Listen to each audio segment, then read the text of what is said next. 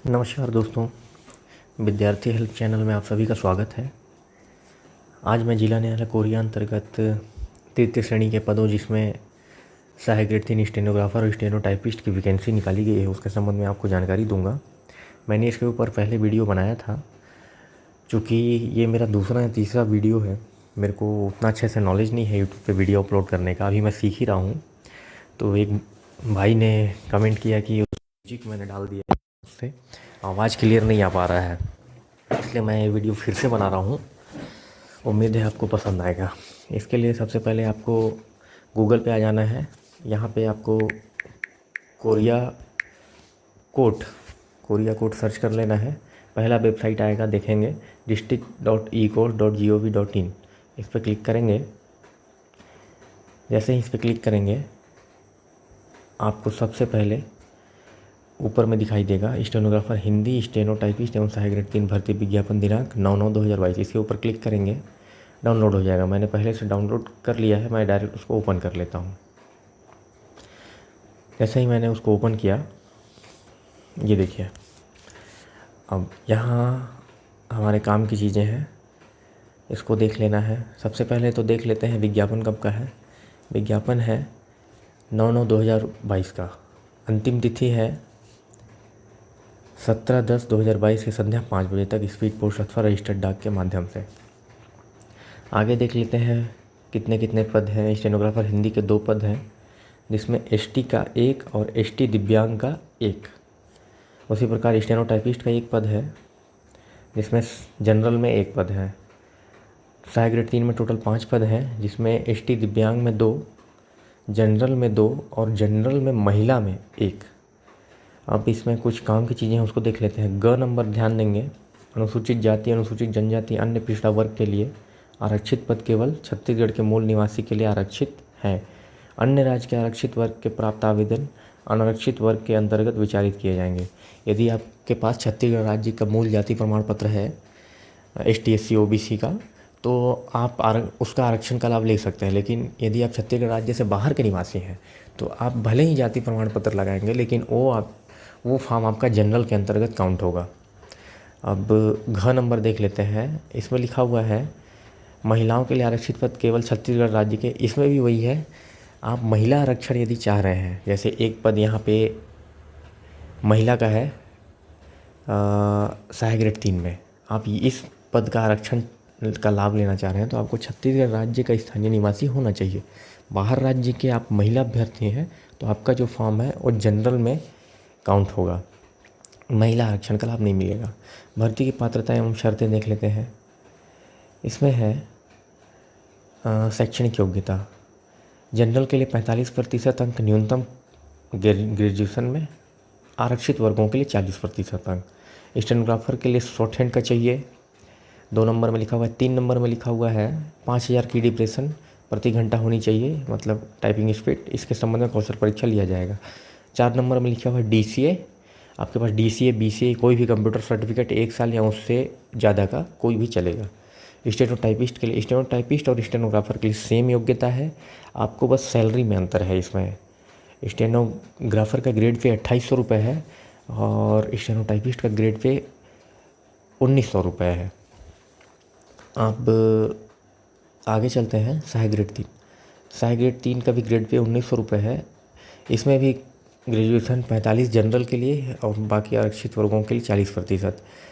कौशल परीक्षा ली जाएगी, 5000 की डिफरेंस प्रति घंटा होनी चाहिए। 3 नंबर में DCA या उसके समकक्ष कोई भी सर्टिफिकेट आपका 1 साल का मान्यता प्राप्त संस्था से ये चलेगा। यहाँ ध्यान देने वाला बात है कि सहायक ग्रेड 3 पद के अंतर्गत आपसे हिंदी टाइपिंग के संबंध में हिंदी शीघ्र लेखन मुद्र लेखन परीक्षा परिषद का मार्कशीट नहीं मांगा है। यदि आप सहायक ग्रेड 3 में आवेदन करना चाहते हैं तो आपको कॉलेज पास होना चाहिए, आपके पास निवास प्रमाण पत्र होना चाहिए, जाति है तो ठीक है। उसके बाद आपके पास 1 साल का कोई भी कंप्यूटर कोर्स होना चाहिए, तो आप भर सकते हैं। आपको टाइपिंग का उसके संबंध में आवश्यकता नहीं है प्रमाण पत्र का। उसके बाद आगे आएंगे तो यहाँ पे महत्वपूर्ण, इसको आप पढ़ लेंगे, कोई भी दिक्कत नहीं है इसमें। जैसे महिला अभ्यर्थी नहीं मिलने के कारण कोई पद रिक्त हो जाता है तो पुरुष, उसी वर्ग के पुरुष उम्मीदवारों से उसको फिल कर देंगे, ऐसा है। आयु सीमा एवं पात्रता की अन्य शर्तें। इसमें लिखा हुआ है कि आवेदन प्रस्तुत करने की अवधि में अभ्यर्थी चाहे तो रोजगार कार्यालय का जीवित पंजीयन एवं दिनांक का उल्लेख करते हुए रोजगार कार्यालय का पंजीयन प्रमाण पत्र की स्वयं द्वारा प्रमाणित छायाप्रति सेल्फ अटेस्टेड करके स्व प्रमाणित करके खुद साइन करके फोटोकॉपी लगा सकता है रोजगार कार्यालय के पंजीयन का। अच्छा, जो शासकीय या अर्ध शासकीय सेवा में है उनको छूट रहेगा रोजगार कार्यालय का पंजीयन लगाने से, लेकिन उन्हें जहाँ वो नौकरी कर रहे हैं उनसे अनापत्ति प्रमाण पत्र उनको प्रस्तुत करना पड़ेगा लेकर, जिसमें अनापत्ति प्रमाण पत्र में लिखा रहता है कि यह व्यक्ति जिला न्यायालय कोरिया अंतर्गत इस पद के लिए आवेदन पत्र प्रस्तुत कर रहा है, यदि इसका वहाँ चयन हो जाता है तो इस कार्यालय को कोई आपत्ति नहीं होगी, ऐसा करके। आगे देखते हैं उम्मीदवार की आयु।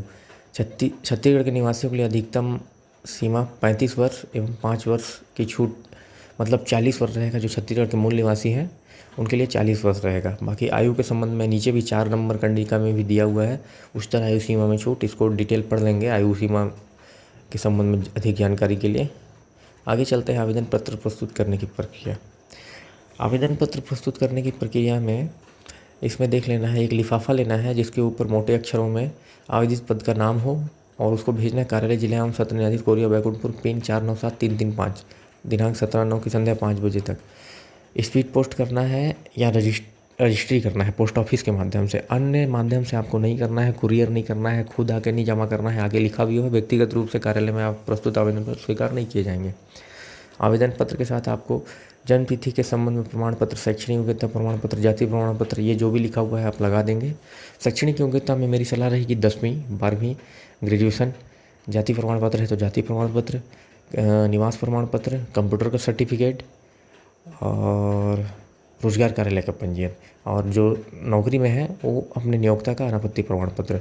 जो दिव्यांग का जिनको लाभ चाहिए वो दिव्यांग सर्टिफिकेट अपना लगाएंगे, इतना पर्याप्त रहेगा। आगे चलते हैं। हाँ, यहाँ 3 नंबर कंडिका में देखिए, अभ्यर्थी को एक से अधिक पद के लिए आवेदन है तो पृथक पृथक आवेदन प्रस्तुत करना होगा। आप स्टेनोग्राफर, स्टेनोटाइपिस्ट और सहायक ग्रेड तीनों में भरना चाहते हैं, आपको 3 आवेदन पत्र लगेगा, सीधा बात है। नियुक्ति हेतु चयन प्रक्रिया। नियुक्ति हेतु चयन प्रक्रिया में यहाँ 6 नंबर का कंडिका 1 में देखेंगे, इसमें कौशल परीक्षा का आयोजन किया जाएगा, लेकिन कब किया जाएगा इसका भी इसमें निर्देश है। अधिक होने पर कार्यालय जिला एवं सत्र न्यायाधीश चाहे तो 50 अंकों का एक वस्तुनिष्ठ 50 प्रश्न 50 अंक, 1 नंबर का प्रत्येक प्रश्न रहेगा, वो आयोजित करेगी। जैसे व्यापम लेता है छत्तीसगढ़ में, MP में व्यापम लेता है, उस टाइप का आपको, और इससे मेरिट सूची तैयार करेगी। मतलब इसका नंबर आपको कौशल परीक्षा में जाने के लिए बहुत ज़्यादा ज़रूरी है। अब एक पद के विरुद्ध 15 लोगों को बुलाएंगे। अब मान लीजिए आपने वस्तुनिष्ठ वाले में क्वालिफाई नहीं कर पाया आप, मतलब उस 15 के क्राइटेरिया में फिट नहीं हो पाए, तो आपको कौशल परीक्षा में बैठने का अवसर प्राप्त नहीं होगा, इसको ध्यान रखेंगे। कौशल परीक्षा, अब कौशल परीक्षा में क्या है, स्टेनोग्राफर के लिए 250 अंकों की होगी। उम्मीदवारों को 100 शब्द प्रति मिनट की गति से 5 मिनट का श्रुत लेखन, यानी कि 100 शब्द 5 मिनट, मतलब कि आपको 5 मिनट में 500 शब्द दिया जाएगा, जिसको 45 मिनट की समय अवधि में शुद्धता से Ubuntu open source operating system के लिब्रे ऑफिस में टाइप करना होगा। प्रत्येक त्रुटि के लिए 1/5 अंक काटा जाएगा, जो हेडिंग, बोल्ड, पैराग्राफ, सेटिंग तथा टाइपिंग की प्रत्येक अशुद्धि के लिए होगा, इसको ध्यान रखेंगे। और ये आपका एग्ज़ाम लाइनेक्स का ऑपरेटिंग सिस्टम है, उबंटू ओपन सोर्स, कोर्ट में इसी से काम होता है। छत्तीसगढ़ के कोर्ट में, तो बाहर के कोर्ट का मेरे को जानकारी नहीं है, छत्तीसगढ़ कोर्ट में इसी से काम होता है और इसी में आपका एग्ज़ाम होगा। ये operating system free of cost है, आप इसको अपने विंडोज़ PC में इंस्टॉल कर सकते हैं। विंडो और उबंटू ऑपरेटिंग सिस्टम दोनों एक साथ चलेगा।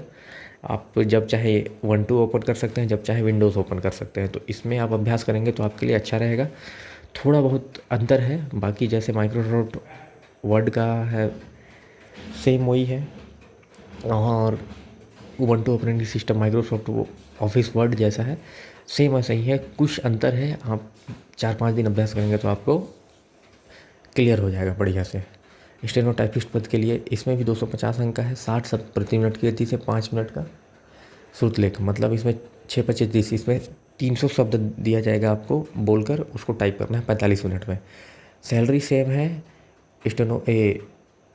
स्टेनोटाइपिस्ट और सहायक ग्रेड 3 का, लेकिन सहायक ग्रेड 3 में देखेंगे, इसमें परीक्षा का जो पैटर्न है उसमें अंतर है। इसमें क्या है, उम्मीदवारों को 250 अंकों के गद्यांश को 10 मिनट की समय अवधि में आपको एक गद्यांश दे दिया जाएगा, उसको 10 मिनट में आपको टाइप करना है। बाकी कंडीशन सेम रहेगा।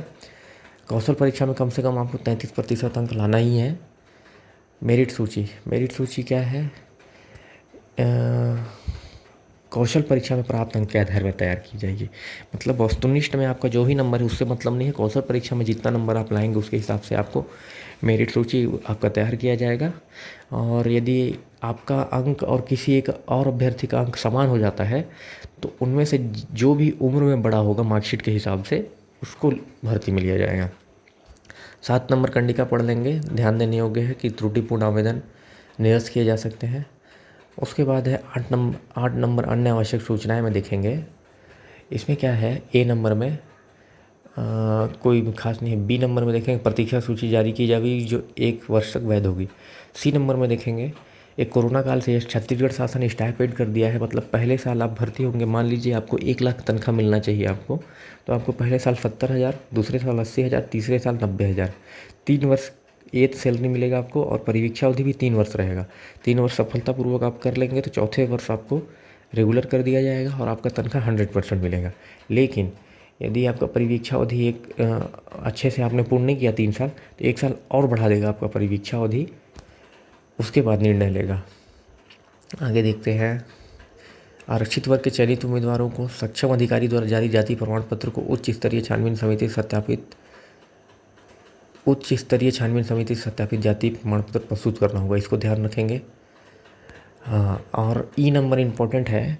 आपसे कोई भी छोटा लिफाफा या कुछ आपसे मांगा नहीं जा रहा है इसमें, तो आपको ध्यान देना है कि हफ्ता में कम से कम एक बार कोरिया कोर्ट की जो वेबसाइट है उसको आपको अवलोकन करना है।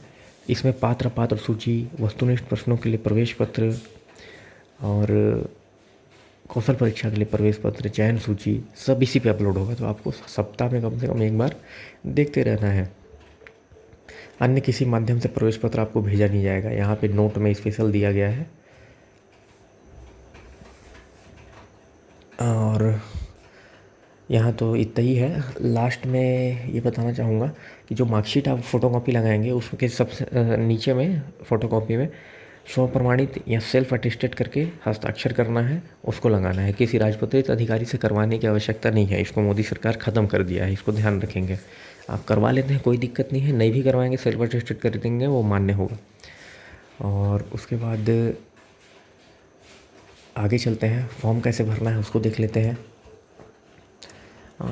सबसे पहले ध्यान देंगे, नवीनतम पासपोर्ट आकार का फ़ोटो चस्पा कर स्व प्रमाणित करें। पासपोर्ट आकार का फ़ोटो आप जो फॉर्म में चस्पा करेंगे वो 2-3 कॉपी 4 कॉपी आप अपने पास रखेंगे। हो सकता है आपको प्रवेश पत्र में भी वही चिपकाने के लिए बोले जो वस्तुनिष्ठ के लिए हो, जो कौशल परीक्षा के लिए हो, तो इसको 2-3 कॉपी रख लेंगे। आवेदित पद का नाम, आप जिस पद के लिए आवेदन करना चाहते हैं उसका नाम लिख देंगे। जैसे स्टेनोग्राफर हिंदी के लिए मैं करना चाहता हूँ, स्टेनोग्राफर हिंदी लिखूँगा। सहायक ग्रेड 3 करना चाहता हूँ, सहायक ग्रेड 3 लिखूँगा। स्टेनोटाइपिस्ट करना चाहता हूँ, स्टेनोटाइपिस्ट। आवेदक 2 नंबर में आवेदक का नाम हिंदी में, अंग्रेजी के कैपिटल लेटर्स में। 3 नंबर लिंग संकेतांक, पुरुष का रहेगा तो 1 नंबर, महिला 2 नंबर, अन्य 3 नंबर। पिता पति का नाम, पिता का नाम लिख रहे हैं तो पिता के ऊपर टिक कर दीजिएगा, पति का लिख रहे हैं तो पति के ऊपर टिक कर दीजिएगा। पत्र व्यवहार का पता हिंदी में, स्थायी पता के नीचे लिखा हुआ है। यदि पत्र व्यवहार का पता एवं स्थायी पता एक ही है तो तदेव लिखे, मतलब आपका दोनों सेम है। परमानेंट एड्रेस और करेंट एड्रेस दोनों सेम है तो इस ब नंबर में स्थायी पता में तदेव लिख देंगे। अंतर है तो दोनों को लिख देंगे। 6 नंबर जन्मतिथि अंकों में, शब्दों में। बी में देखेंगे 6 के 1/1/2022 को आयु, वर्ष, माह, दिन। गूगल में एज कैलकुलेटर लिखेंगे, आप 1/1/22 सेलेक्ट करेंगे और अपना डेट ऑफ बर्थ डालेंगे, ये आपका निकल जाएगा, वहाँ से भर देंगे। 7 नंबर में क्या अभ्यर्थी छत्तीसगढ़ राज्य का मूल निवासी, हाँ नहीं। आप हैं तो भी, नहीं है तो भी आपको निवास प्रमाण पत्र प्रस्तुत करना है। लिखा हुआ है सक्षम अधिकारी द्वारा जारी निवास प्रमाण पत्र की सत्यापित संलग्न करें। 8 नंबर के आप छत्तीसगढ़ शासन द्वारा छत्तीसगढ़ के लिए घोषित आरक्षित जो ST SC OBC है उसके सदस्य हैं, हाँ नहीं। यदि हाँ तो प्रमाण पत्र संलग्न करना है। और ब नंबर में बोल रहा है आपको लिखना है ST है, OBC है या SC है। उसके बाद 9 नंबर में क्या आप दिव्यांग है, हाँ नहीं। यदि दिव्यांग हैं तो दिव्यांगता का प्रकार किस प्रकार के दिव्यांग हैं वो लिखा रहता है सर्टिफिकेट में, और उसका प्रतिशत भी लिखा रहता है सर्टिफिकेट में। शासन का ऐसा कुछ कई नियम है जिसमें 40%, मेरे को जहाँ तक जानकारी है 40% आप विकलांग हैं तो आपको माफ़ करिएगा दिव्यांग है तो आपको दिव्यांग का लाभ मिलेगा, अन्यथा नहीं मिलेगा। तो इसको देख लेंगे सर्टिफिकेट में आपका कितना प्रतिशत है, और आप यदि कभी दिव्यांगता सर्टिफिकेट बनवा भी रहे हैं तो ध्यान रखेंगे 40% या उससे ऊपर होना चाहिए, इसको ध्यान रखेंगे।